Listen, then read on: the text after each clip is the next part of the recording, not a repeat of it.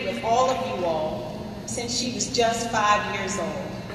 There were mornings I had to leave too early, nights I got home too late to tuck her in, and weekends where she spent the afternoon with me, listening to victims of crime or concerned citizens about issues that she was too young to even understand. This election cycle, my Alex showed maturity beyond belief.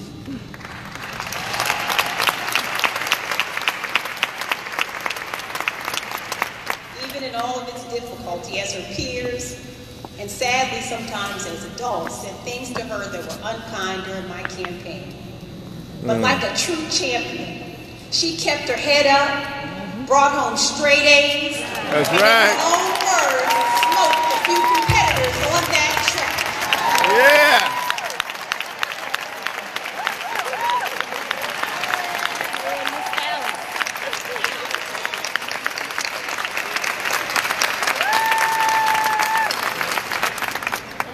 I'd like to also thank my secret weapon, the best big sister anyone could ever ask for, Kimberly Alsobrooks Seymour. My sister is she's a fierce lady, and she has fought for me my entire life. While Kim was a student at Virginia Tech, I was also a student at Duke University. And a young woman that I knew had gone into my dorm room while I was gone, took out an outfit, and guess what? Later that night, I saw her at a party wearing my clothes. Well, during a phone conversation, made the mistake of mentioning that to Kim, and apparently, I didn't get the clothes back quickly enough, because before I knew it, Kim had rented one of those itty-bitty economy cars from Budget Rental. She drove from Blacksburg to Durham, showed up on my doorstep and said, "Where's the girl with the clothes?" Go ahead, sister. That's it. Not only has Kim been my treasurer for each of my campaigns, but she has been my very best friend. Thank you so much, Kim. And she's a darling. I also want to thank all of my extended family and all of my friends who have traveled from near and far to be here with me today. They've come from New York to Texas, from Bermuda to Switzerland, and I'm just so honored and grateful that you have taken the time and made the effort to be here with me today. And as I stand here today as your new county executive,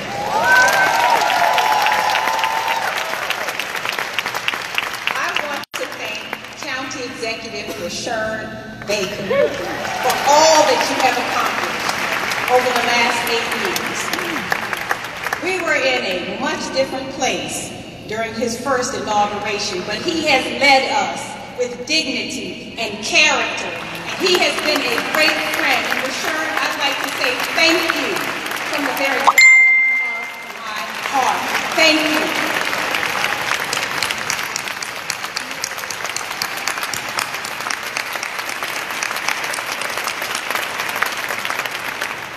I would also like to thank all of our outgoing county council members for the work that you have done over the last 8 years. You have played a major role in our successes. I want to thank you so much for the friendship that you have extended to me as state's attorney, and wish you well in all of your future endeavors. I would also like to acknowledge my friends and colleagues who are on the stage with me, our new county council. I'd like to congratulate each of you and let you know that I'm ready to get to work, and I know that you are too. And while we acknowledge that there is still much work to be done, I want to let all of you in on an open secret. And that is that Prince George's County is the crown jewel of Maryland.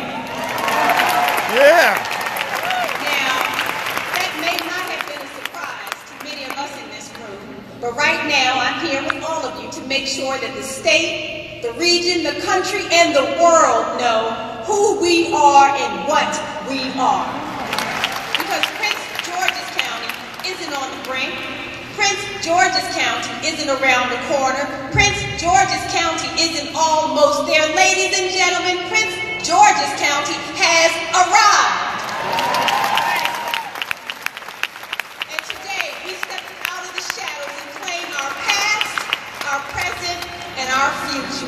Today, we begin fulfilling the promise of Prince George's County together. I think Prince Georgians have been laboring so hard and so single-mindedly over these past several years that we haven't realized just how successful we've become. We've achieved record crime reductions with a 40% reduction in violent crime over the last 8 years and 50% overall reduction in crime. This is the lowest crime rate we have recorded in at least 5 decades. Prince Georgians, we have never been safer than we are today. We are building a new $600 million state-of-the-art Capital Region Medical Center that will be the hub of our expanded primary and preventive care health options for our citizens. We fought hard and secured legislation that will contribute to the funding we need to provide a quality education for our children. As a result of our laser focus over the last 8 years, we are finally beginning to turn the tables in the fight against domestic violence, providing more resources than ever before, helping to reduce the stigma of reporting, and encouraging more faith-based and community engagement on this issue. And I want you to know how proud I am that we have achieved a 20% reduction in domestic homicides this year. This is amazing. It hasn't been easy, but it's been a true partnership between the government, faith community, and citizens, and it proves the power of our collective strength. And after many years, others now know what we've known all along. Prince George's County is a great place to invest. We now have billions of dollars worth of investment, economic development projects coming down the pipeline. We are the economic engine of this state, and this truly is the place to be. Prince George's County, look in the mirror. We are a success. At the 2016 Democratic National Convention, Senator Cory Booker said, "Ours is an even greater nation, not because we started perfect, but because every generation has successfully labored to make us a more perfect union." And it is high time to properly acknowledge those who did the laboring to make our county more perfect. Like Gladys Noon Spellman, it's time to acknowledge the work of Floyd Wilson, Deborah Marshall, Carlton Sickles, and Dorothy Bailey. Let's acknowledge Royal Hart, Joanne Bell, and my good friend, Howard Stone. Let's pay our respect to all of the other servants that came before us, that labored before us to make Prince George's County perfect and to fulfill our promise. My parents are a part of that generation that labored. And if you'll indulge me, I'd like to tell you a quick story about my dad, Mac Alsobrooks. When I was a kid, I used to love to ride along with my dad as he worked his midnight shift loading and unloading his delivery truck as a distributor for the Washington Post. My sister and I would be so excited to go to work with my dad for his 1 and 2 a.m. shift that we'd often sleep in our clothes overnight. Here was my dad, who I have to tell you has never been a stout man, with these 25-pound and 55-pound stacks of newspaper on each shoulder, climbing in and out of the truck all night long, ink and dust covering his skin and his hair. One night, my dad said to my sister and I, "You know what? I jump up and down on this dirty truck so you will never have to." Amen. My dad did that back-breaking work because he wanted to make sure that we had the opportunity to go to college without worrying about how to pay for it. While I was in college, my dad's contract wasn't renewed, and so he lost that job. It had a devastating financial impact on our family, but he never complained and he was never deterred. He went and got a job at Pohanka Motor Cars and sold cars to pay our tuition. And he was Salesman of the Year every single year. Right. Thank you, Dad, for jumping up and down on that truck and walking up and down that car lot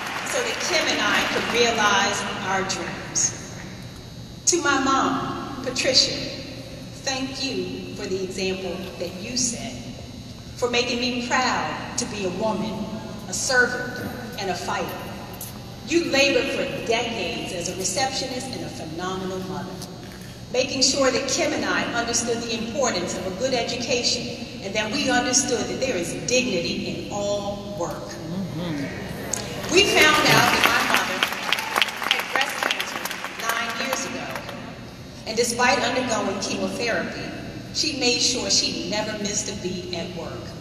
She walked 6 blocks each way in the July sun with a wig on, from the parking lot to her office, occasionally sitting on the school steps to catch her breath.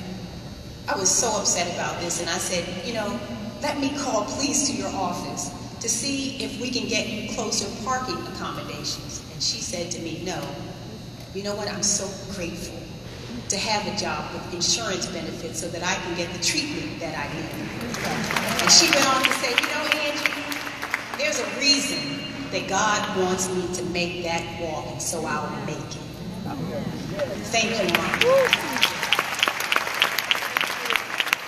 My parents, like so many of our parents, sacrificed and labored to allow their children to realize their dreams and hopes and to build the Prince George's County that we all enjoyed. But they're not alone. Thank you to some of my favorite people, and you all know who you are, our seniors from all across Prince George's County, who supported me and even line danced with me and sacrificed and labored to make Prince George's County even greater than it's ever been. And to the veterans of Prince George's County, who comprise the largest population of veterans in the state of Maryland, thank you for fighting for the freedoms that we enjoy because of the sacrifices that you have made. The labors of all of our citizens, from every walk of life, every race, creed, color, religion, and socioeconomic background, from Eagle Harbor to Suitland, from Seat Pleasant to Laurel, have made Prince George's County into the crown jewel of Maryland. My promise to them and to you and to the next generation is that we will preserve that inheritance, grow it, and hand it off to the next generation. Prince George's County, it's time for us to labor. Growing up in Prince George's, I didn't always appreciate the rich history that our foreparents established. And I certainly didn't learn that Prince George's modern history dates back 4 centuries. It was in 1609 that British Captain John Smith, the Chesapeake Bay's first explorer, wrote the following about Prince George's.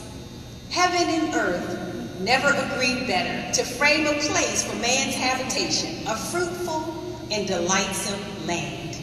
This land, which would become one of the original 13 colonies, fueled an agricultural economy and a way of life that would one day lead to our nation's liberty. Prince George's land was so abundant and fruitful, in fact, that in 1791 we ceded a portion of it to form the District of Columbia. And about that same time, and for many decades prior, the ancestors of many of us in this room were enslaved field hands. In fact, slaves represented more than half the population of the county. But even in those dark and oppressive times, the spirit of Prince Georgians prevailed. Our county was a key way station on the Underground Railroad. In 1862, we won emancipation and set out to labor and to create for ourselves a county that would embrace humanity and dignity in all of its glorious colors. In 1941, John Green established the Columbia Air Center, the first black-owned airport in the county, on a field near Croom. In 1959, just a year after being established, NASA opened its first flight center right here in Greenbelt, Maryland.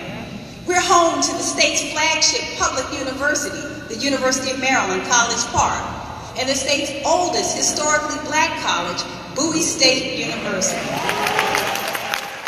And we are proud to have helped raise Prince Georgians like Kevin Durant, Congressman Steny Hoyer, former county executive Wayne Curry, and actress Taraji P. Henson. Now maybe I didn't appreciate that history and that legacy because like so many of us, we focused on the negative. We focused on how others perceived us, and that affected us. We lost our connection with our past, with our promise, and with the gift that we had been given. We lost our sense of pride. We didn't talk about where we've been, how we struggled to get there, and where we were going. We didn't talk about how our ancestors broke free of bondage and came to thrive. We didn't talk about the greatness of Prince George's or our institutions. Instead, we talked about where we were, how we were almost there, that our destiny was just around the corner, that we were on the brink. Somewhere along the way, we lost track of who we are, how valuable we are, how capable we are, how strong we are. But I am so proud to declare today that we don't need to compare ourselves to anyone. We are a model for others to follow. And every day of the week, we loan this region our workforce, our intellect, and our labor. We are a strong part of the economic engine that drives our region. And for those who may not know, Prince George's County is in the top 3% wealthiest counties in the United States of America.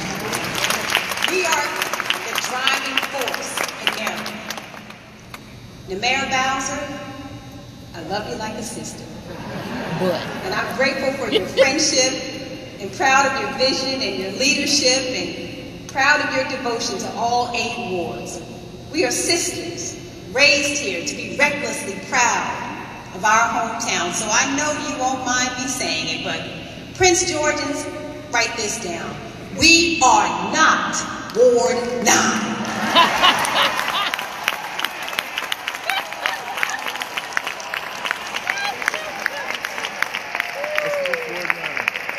Some people say that all the folks moving out of D.C. has 8 wards, and then Prince George's is just another D.C.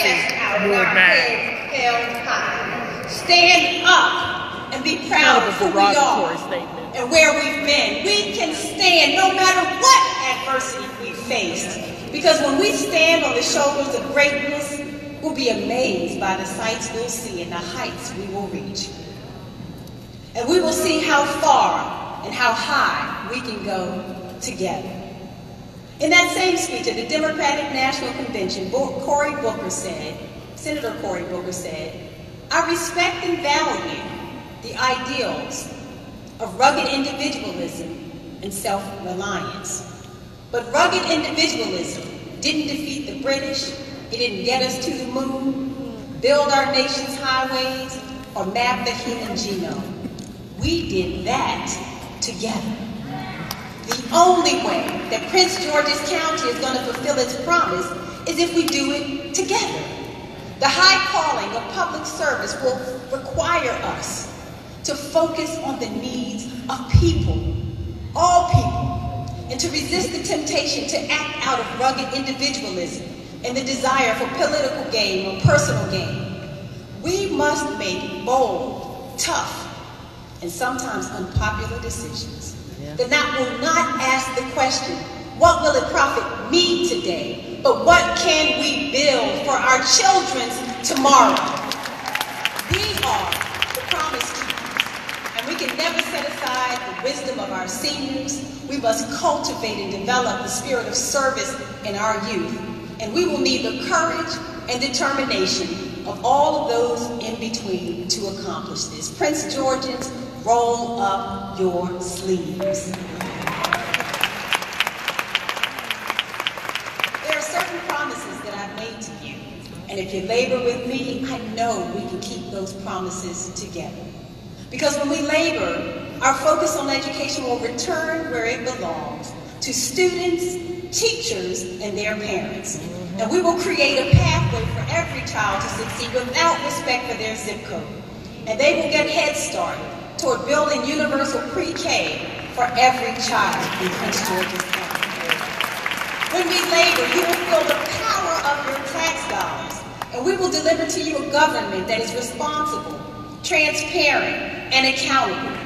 Litter will be removed, medians will be cleaned, and code enforcement will be a priority. When we labor, our economic development plan will focus on revitalizing established communities and ridding the county of the food deserts that have negatively impacted some of our most prized neighborhoods and the people who call them home. And we will ensure that revitalization doesn't push people out of their homes and that our seniors can age in place gracefully. When we labor, we will have a renewed focus not only on economic development, but also human development. And we will address issues we face with mental illness and addictions. When we labor, we will invest in transportation projects that help you get around our county, not just out of our county. So will you stand with me, Prince George's? Will you labor with me, Prince George's? Will you help me keep these promises, Prince George's?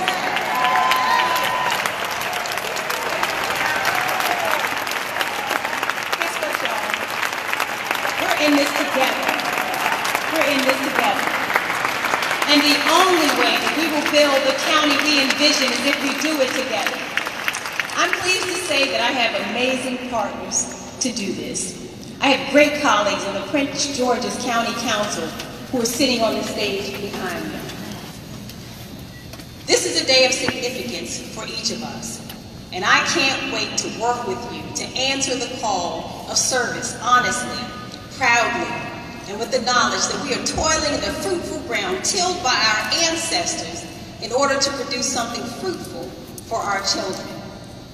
At the end of the day, we're all on the same team, Team Prince George's.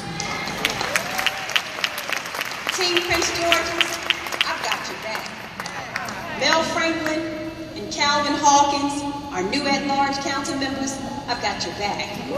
Tom Dernoga, Denny Taveras, Danielle Glaros, Todd Turner, Jolene Ivey, Derek Davis, Rodney Streeter, Monique Anderson Walker, and Sydney Harrison, I've got your back. And even though he couldn't be here today, I want to thank Governor Hogan for assuring me that his administration will support Prince George's County.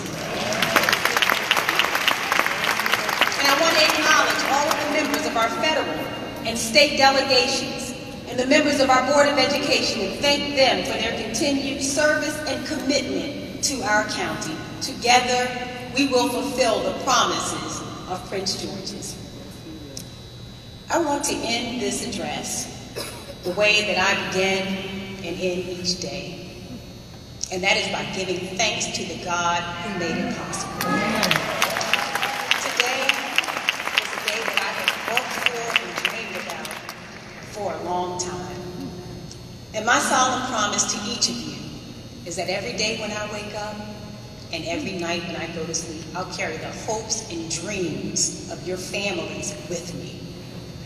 They will guide my actions, and my administration will work hard together to ensure that we fulfill the obligation that comes with the awesome responsibility that you have given me. And it will be my greatest desire that every child growing up in my hometown will have the same chance to experience every opportunity that I've had. What a great day to be a Prince Georgian. Prince George's County, thank you for placing your confidence in me. I will not let you down. May God continue to